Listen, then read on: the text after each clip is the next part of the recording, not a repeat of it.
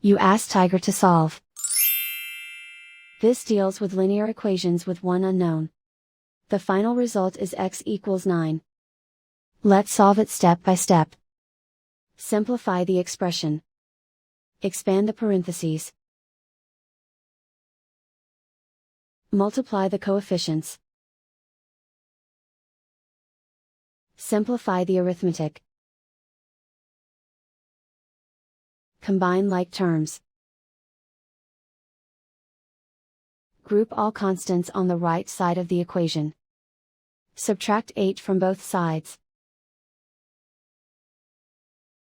Simplify the arithmetic.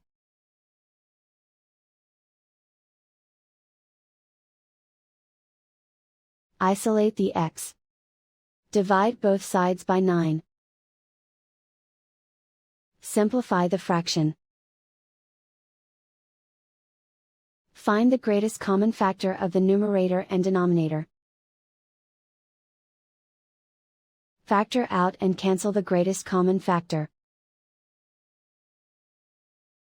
And so the final result is x equals 9.